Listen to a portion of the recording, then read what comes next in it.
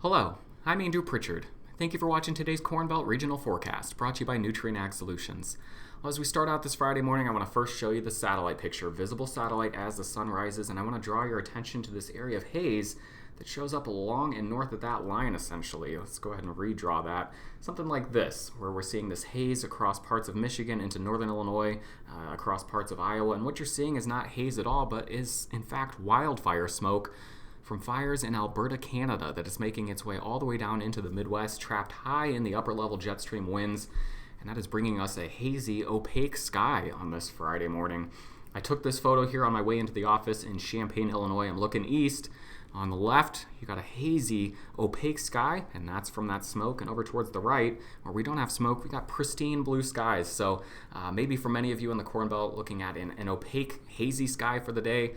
And that is, again, as a result of those wildfires in Alberta, Canada, of all places, making its way down here. The other impact you may notice as we get towards sunset, for those of you with clear skies, which should be many today across the Corn Belt, maybe seeing a very deep red sunset. And again, that's just a result of that smoke in the atmosphere and some of the light being refracted there. So again, maybe a hazy, opaque sky during the day, and then a very deep red photogenic sunset as we get into the evening hours. Now here's where I was taking this photo, where that X is. My field of view is between the arrows there, and that's why off to the left side you see that hazy smoke color. And then off to the right side, we've got clear skies. That's where you see the pristine blue skies. So just something to kind of point out there as you go through your day today, something you might notice. We can track that with our weather models here, with some of the high resolution models. We can track that smoke, and there you see it, caught up in the jet stream winds, kind of taking a zigzagging path, but making its way down here into the Midwest, where it may stay for a couple of days. Now, we finally made it through a day here, the last 12 hours of precipitation, without seeing widespread heavy rains. We saw some scattered storms pop up across parts of Illinois and Indiana and Ohio yesterday evening, produced some heavy downpours and some small hail. No widespread severe weather with that, but some of these hard-hit areas of the last few days, parts of Kansas into Missouri, finally not seeing, excessive rainfall here, and getting a little bit of a break from that. The last 14 days, though, obviously that tells the story. That corridor of very heavy rain from the southern and central plains into the mid-Mississippi Valley, heavy rains extending all the way into the high plains as well. So problematic across a widespread area, especially over the last 2 weeks. And that has resulted in some shocking imagery. This was from Brunswick, Missouri, here in central Missouri, where some of the rivers continue to be reaching flood stage. They continue to spill out of their banks, and that means water spilling into farmland and into some of the small communities over there. So some really shocking imagery here. This is a tractor with a grain cart making its way, I assume, down what is a road here in this area. We've also got, again, just a common sight here, and just something that really just shocked me as I drove from Oklahoma across parts of Kansas and Missouri into Illinois over the last few days, was just how widespread this has been. It's nonstop as you're driving down the highway with these flooded fields, flooded communities and rivers that are just lapping at the bottom of some of the bridges out there. And so it's stuff you've seen before, but I can't remember ever seeing it over such a widespread area. And some of these levees being breached or broken, and some of the areas leading to flash flood emergencies in some of the small communities. So just a really problematic situation. And I really feel for you guys out there who are trying to get into the fields, or who are watching the crops that you did plant, fall underwater over the last few days. This has been shown already in a couple of our forecasts. This is the latest plant progress for corn that came out from the USDA this week. Obviously, over the eastern Corn Belt, we're talking more about planting delays. This is where we just simply have not been able to get into the fields. Parts of the central Corn Belt here, maybe you got into the fields early, but again, some of those cornfields I passed in Kansas and Missouri, they're emerging, but now they're underwater, so that's problematic. And then up to the north, it's been some of the colder temperatures that have added to that as well. So it's just problematic for everyone, even though the problems are maybe a little bit different and unique to the area that you're in. It's just been bad news across the board for the last few weeks. Unfortunately, I've been the messenger of that, and I'm happy to say that I've at least got decent news as we head into the next week. I wish I could promise, wonderful news across the board, but we'll go ahead and dive in. We'll take a look The week 1 precipitation anomalies from the GFS ensemble model here. This takes us into the first week of June. We see drier conditions expected over the northern plains and the upper Midwest. You see a patch of wetter than normal across the eastern Corn Belt. That comes on Saturday with some scattered storms moving through the area. It does look like the bulk of early next week will be dry across the eastern Corn Belt. We'll talk again about that in a moment. But unfortunately, seeing wetter than normal conditions continue to pop up across parts of the southern plains and in the Corn Belt. That does include you in Kansas, Colorado, and then parts of southeastern Missouri. Week 2, a bit of a similar look, but we start bringing moisture back into the high plains, so we'll start to see thunderstorms developing again along the dry line in the high plains across parts of the Dakotas into Nebraska and Kansas. We're going to watch a slow-moving low-pressure system move it out of the southwest and into the Ohio River Valley. We'll break that down as well, and that's going to bring some rain to parts of southern Missouri into the Ohio River Valley, with drier conditions extending into parts of the eastern Corn Belt and the Great Lakes region. Now we'll look at the jet stream on Friday morning, and you might notice something a little bit different here. We're missing that big trough over the western U.S. leading into the big ridge over the eastern United States.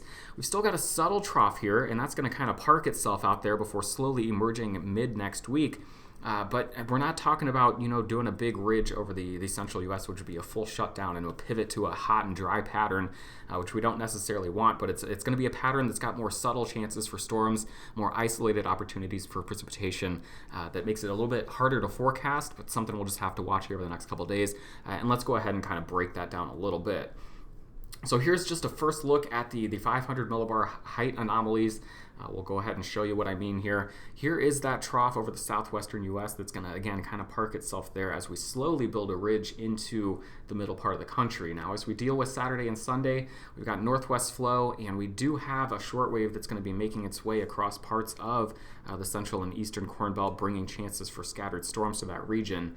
Then we move into the early to middle part of next week, and that's where we see subtle trough or subtle ridging across the middle part of the country. That is going to bring us a few days of drier weather, but then as we get into the middle part of next week, you're already starting to see this trough sort of emerge across the central U.S., and we're also watching this big guy slowly make its way out of the southwest and move in towards the Ohio Valley, and that is what concerns me about bringing more precipitation into parts of this area here, where I really hope that we can make some progress of planting over the early to middle part of next week, because it does appear this does want to bring some rain back into parts of the Ohio Valley as we get into the end of next week. We're also seeing another bigger trough set up over the Pacific Northwest. That could mean an increase in thunderstorm activity across the Dakotas, maybe an uptick in severe weather as we head to the end of next week as well. So what we can do in a more subtle pattern like this, in a couple of the forecast videos over the last week or two, I've looked at the upper level winds, picking out short waves, which are patches of stronger winds in the jet stream that can be trigger points for shower and thunderstorm development. The other thing we can look at is vorticity, 500 millibar vorticity, and that, broadly speaking, is spin within the atmosphere, and then broadly speaking again, spin in the atmosphere as that moves into areas without spin in the atmosphere. That can also trigger the development of showers and storms. So we look for these little patches of vorticity. I'm going to play this out. We'll click through time just so I can kind of show you this. Obviously, you see these very obvious areas sort of over the southwest. You see it over the Great Lakes, another one of these off the east coast. But we can look for subtle patches as well for clues as to where showers and storms are going to occur. So as I go ahead and play this out, I'm going to go ahead and let it start over again so I can show you the weekend system that we'll be talking about. So go ahead, let's see. We'll freeze that here on at noon on Saturday. Draw your attention to this little patch over the state of Iowa. And look what happens here. We start to get these thunderstorms developing along that system here from parts of the Great Lakes into probably as far west as Kansas, bringing some scattered storms, maybe an isolated severe storm as well. We'll talk about that. But that's as a result of this more subtle little area of vorticity that's moving through the Midwest. I'll go ahead and let this go out again. We start moving into the earlier part of next week. So now we are into Monday night into Tuesday. You're seeing a little subtle patch of vorticity here over the Dakotas. And look again, we're bringing moisture in from the Gulf of Mexico, and that is triggering potentially some storms across the upper plains and the high plains here in the Dakotas. As we head into the middle part of next week, though, our attention really turns towards this big trough that's moving out of the southwestern United States, bringing with it the chance for thunderstorms across a big region here. Heavy rain possible from the central and southern plains, and then as this makes its way off to the east, where exactly it tracks, that's going to make a big difference as far as how far north this potentially heavy rain gets as we get again into the end of next week. And that's something that I'm teasing out now. I'm letting you know it's out there. We do have some drier weather expected over the next 5 days or so, but a bit of a wild card looming Thursday, Friday, and Saturday of next week, especially for people near the Ohio River, but really anywhere from Kansas, Missouri, Illinois into Indiana and Ohio, Kentucky, and Tennessee. Going to be needing to watch out and watch our forecast here Monday, Tuesday for that chance of precipitation returning late next week. So let's jump ahead. I also want to talk about the kind of disagreement between the two models here, the GFS and the European weather model. And so on the left, I'm going to go ahead and restart this, get it to where we're at right now. On the left, we've got the European model, and on the right, we've got the GFS. So the European, we'll do that, and then GFS. I'm sure you can read those. But what I want to show you here is we've got agreement here as we go through the weekend, those storms falling along that front from Kansas into Indiana and Ohio. As we get into the early part of next week, we're starting to see some of those storms firing again with Gulf moisture pumping back up into the central plains. Those storms developing along the dry line here and some topographical forcing here as we get into the high plains. So pretty good agreement that will be happening. But then it's as we get into the end of next week, there's just, it's a week out, so it's expected we're going to have some timing differences here. And they're not drastic timing differences at all, and the track looks pretty similar to me. But as we get into Friday morning, the European model may be a little bit quicker, has this thing, the center of low pressure getting into southeastern or southwestern Missouri here with thunderstorms extending all the way up into parts of Illinois. If you look at the GFS model on Friday, it's got that area of low pressure a little bit further to the west at this point. But either way, still tracking it into the Ohio River Valley. So that's why I just want to highlight some of the subtle differences. But broadly speaking, good agreement here that this is going to be moving into parts of the Ohio River Valley as we get into the end of next week. So more short term, just talking about the system here Friday into Saturday. As we get into Friday afternoon, we'll be watching for storms developing here. Let's go ahead and just hit play on this. Thunderstorms developing along with that shortwave as we get into the afternoon and evening across parts of the Dakotas, South Dakota into Minnesota and Wisconsin here. Chances for isolated severe storms within that. And then as we head into the overnight, those storms begin to weaken with the loss of daytime heating and then flare back up as we get into Friday afternoon. Again, anywhere from Kansas into parts of the eastern Corn Belt with isolated severe storms expected with that as well. But this is not, it's not a widespread soaker. Some people are going to get missed within this as well. Someone might pick up, a heavy downpour, but some people are going to end up dry. And then especially in parts of the eastern Corn Belt here, if you can miss out on these storms, that just would be fantastic with dry weather expected for much of Monday, Tuesday, and Wednesday of next week. If we could string together, 5 or 6 straight dry days out there, that would be absolutely ideal for some planting progress to be made quickly there as time begins to run out on the ideal time planting window. So there's a look at that. Total forecast precipitation. We'll go ahead and let this play out. And again, it shows you kind of the scattered nature with that system with, thunderstorms being on the table across a widespread area. But where the actual precipitation falls, it's a bit scattered in nature. And that is good news. If we're going to be talking about precipitation, we want to at least be talking about this scattered nature stuff and not just widespread blanket 5 to 6 inches for everyone like we've been doing for the last 2 weeks or so. Now we'll look at the day one severe weather outlook. That does highlight a slight risk for some severe storms with this system on Friday across parts of Wisconsin and Michigan, a marginal risk extending into the Dakotas. As we jump ahead to Saturday, seeing that slight risk for a severe storm from Kansas into Missouri, Illinois, maybe far southeastern Iowa as that front makes its way south across the area. And then as we get into Sunday, this is again talking about getting Gulf moisture pumped back up into the high plains here, maybe seeing thunderstorms developing again across parts of the far western portions of South Dakota, Nebraska, Kansas, parts of Colorado. And any severe weather threat, probably going to be some large hail with some of those thunderstorms.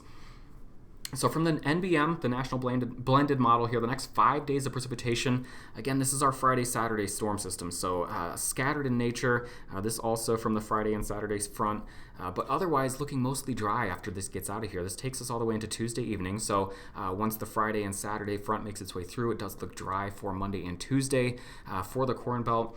But then as we take this out to the next 10 days, looking all the way till Saturday at 7 p.m., you see this problematic situation with that slow-moving area of low pressure coming out of the southwestern United States, and where exactly the heaviest rain falls on that. That's something we'll have to focus in on Monday and Tuesday. But this eastern Corn Belt stuff, if I go ahead and jump back, you notice this is from Friday and Saturday, and so it does look dry as we head into at least the later parts of next week for you in Illinois, Indiana, and Ohio. So fingers crossed you miss out on the Saturday storms. The European model, I'll show you the GFS as well, just to show you some of the disagreement. Again, scattered stuff. This is all from the weekend, except for parts of the high plains here. We're maybe picking up some storms as we get into Monday and Tuesday, but this very big area of heavy rain here that we're picking up on, this is that late week storm system that moves through slowly from the southwest U.S. into the Ohio River Valley. So again, it looks problematic. It looks like a map that is very similar to what we've seen over the last couple of weeks, but I just want to remind you, this is from late next week, and so it's subject to change and shift a little bit, and it's something we'll be talking about a lot on Monday and Tuesday. The GFS model, there you see some of the differences where this one wants to bring it a little bit further north, where here's the European model. We've got it again highlighted like that, and then the GFS model a little bit further north with some of the heavy rain missing out on the Gulf Coast, but getting us here in the eastern Corn Belt. So just essential that we get what we can do, or what we can done over the next couple of days here, getting into the early part of next week, because if the GFS is right, that does bring some heavier rain into parts of the eastern Corn Belt here. This will be Thursday and Friday of next week into the weekend. We'll talk about temperatures to finish up here the next 5 days. Temperature anomaly getting us into June 4th. We see where we've got a ridge at this point over the western portions of Canada has left us warm over parts of the Pacific Northwest. Some of that warmth extending into the Dakotas and the upper Midwest. A bit cooler here to start off the week in the eastern Corn Belt, which would be a nice break from some of the more summer-like temperatures we've seen here, with highs in the 80s, dew points pushing 70 degrees. So a few days in the 70s will be awfully nice for us here in the eastern Corn Belt. And then as we head into the later days of the first week of June here, getting into June, just would be June 5th into June 9th, talking about warmer conditions making their way into more of the Corn Belt here. And then you see the cooler anomalies. This is a result of that slow-moving trough moving in from the southwestern United States. High temperatures for the next 5 days. Your Friday high temps dealing with the 80s across much of the Corn Belt, some cloud cover and some rain over the far eastern Corn Belt as our last storm system makes its way out, keeping us a little cooler over there in the upper 70s in parts of Indiana and Ohio. Saturday, a little bit cooler off to the north. Sunday, cooler temps make their way into the central plains. This is, again, we have thunderstorms on Saturday, and then a front moves through, bringing cooler and drier weather to much of the Corn Belt as we start the next week. Monday, remember I told you, getting a reprieve from some of those early summer temperatures across the eastern Corn Belt, 60s and 70s for your high on Monday. Tuesday, and then, I thought I had Wednesday on there, sorry. We got Tuesday, and we start to warm back up, especially across parts of the high plains. Now, I want to do something different. I don't, tease out contact information a whole lot, but as we deal with some of the flood imagery and some of the severe weather that we've had over the last several weeks, and with some of that additional to come in the next week, I want to let you know that if you've got imagery from some of your crops here, something you'd like to share, please do that on Twitter. You can find me there at SkyDrama. And then I also want to share my email address here, andrew.pritchard@nutrien.com. It's helpful for me to have boots on the ground to be able to see some of the impacts here. I forecast it and I can see the results in a data sense, but I really would love to have eyes on what's going on out there. So if you've got something you want to share, send it to me on Twitter or through email, either from the last week or two, or as we go into the next week, with some of the flooding conditions continuing to worsen with some of the rivers rising there. So not something I want to tease out a lot, but please do. If you got photos or videos you'd like to share, please do that via Twitter and email. As always, Eric Snodgrass will have an in-depth look at the next 1 to 2 weeks in our Monday Morning Ag Forecast video, and then I'll have your next Corn Belt regional update for you right here midday on Tuesday. Have a great day and have a great weekend.